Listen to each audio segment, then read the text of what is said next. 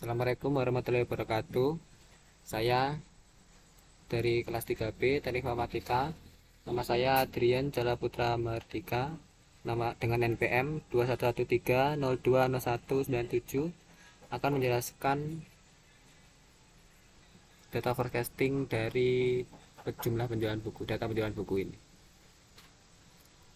Ini ada data pada ini bulannya, ini jumlah penjualan bukunya. Tadi saya tulis di sini untuk angkanya supaya bisa dihitung nanti. Ini y-nya ada di sini. Ini x1, satunya ya dikali ini di pangkat 2, y2 nya juga sama. Ini xy ya x kali y, dan di sini adalah totalnya, total yaitu sum dari semua ini ditarik, hasilnya jadi segini. Ini semuanya juga sama di total semuanya, rata-rata ini average, ini average nya. Ini yang nomor 14 saya kosongi karena buat data testing nanti. Ini hasilnya semuanya, ini total, ini rata-ratanya. Kemudian mencari A nya saya menggunakan ini intercept array 1 dengan array 2, lalu di enter. Ini untuk mencari A nya. Kalau mencari B nya kita dengan cara slope array 1 dan array 2 sama. Untuk mencari R nya dengan corel R1 dan juga array 2 sama juga. Kemudian ini mencari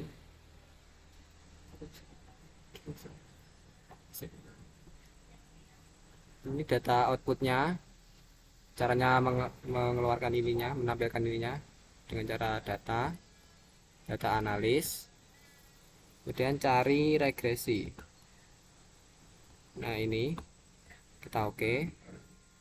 Kemudian input y range ini ya kita input yang ini.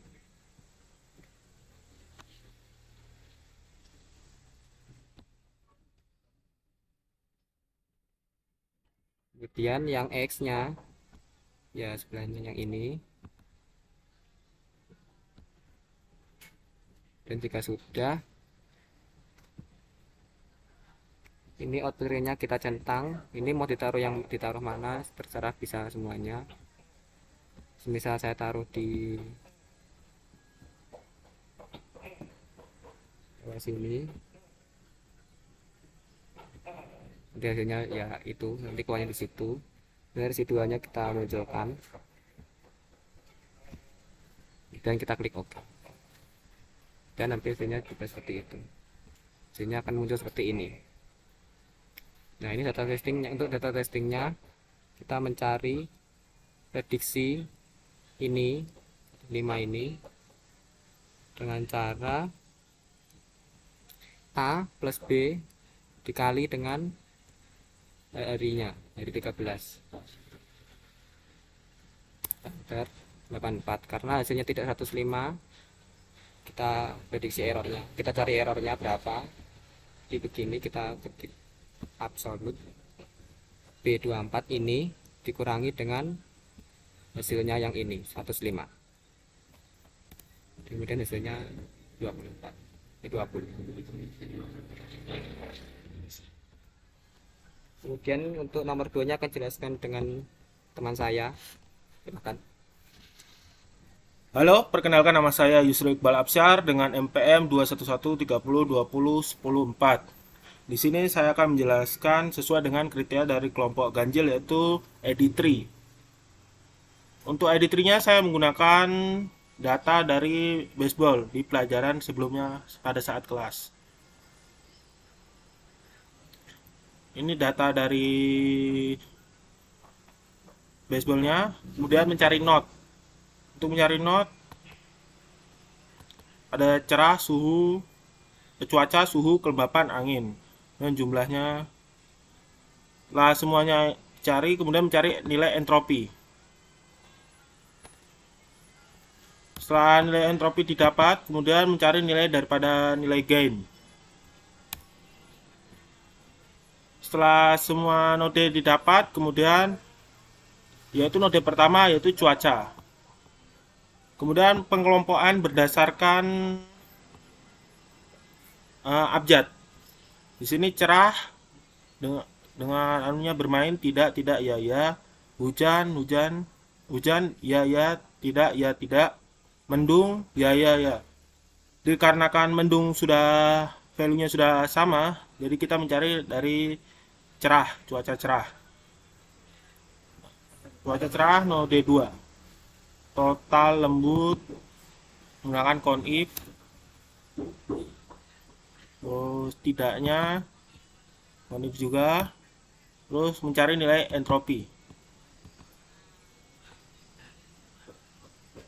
Setelah mencari nilai entropi, mencari nilai gain.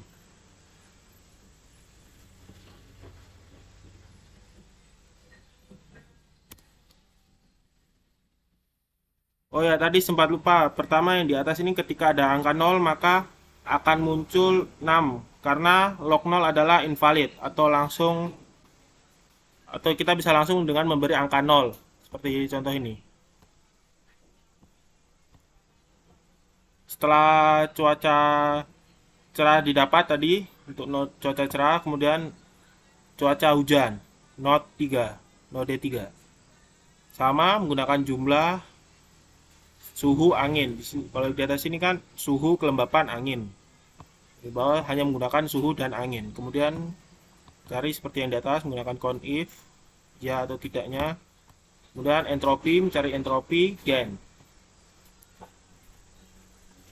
Kemudian karena semua node sudah dicari, pengelompokan rule atau if and then. Cuaca cerah dengan kelembapan normal maka bermain, ya. Cuaca cerah kelembapan tinggi, tidak. Cuaca mendung, ya. Kenapa ya? Karena sudah pasti nilai value-nya sama.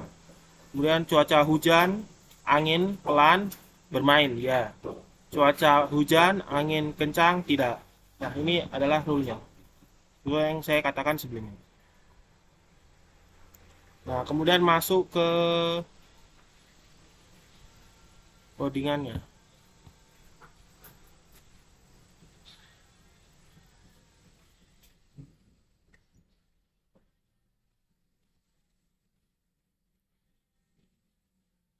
Codingan seperti yang ada di Google Classroom. Ini digunakan untuk mengkonversi indeks ke daftar. Maka didapat output seperti di bawah ini. Dia yang kedua yaitu membuat model decision tree classifier atau edit-tree. Ini digunakan untuk menggunakan entropi. Edit-tree menggunakan entropi. Terus melatih model pada dataset. Memunculkan struktur pohon keputusan. Digunakan untuk memunculkan struktur pohon keputusan. Di sini menggunakan import PyPilot dan import. Oh ya, di atas tadi menggunakan import decision classifier dan import label encoder. Import pandas juga digunakan pada codingan di atas. Kemudian muncul data output seperti bawah ini. Kelembapan kurang dari 0,50, cuaca kurang dengan 1,5, suhu 0,5, dan muncul kelas sebagai berikut. Muncul data rule atau if and then seperti di bawah ini.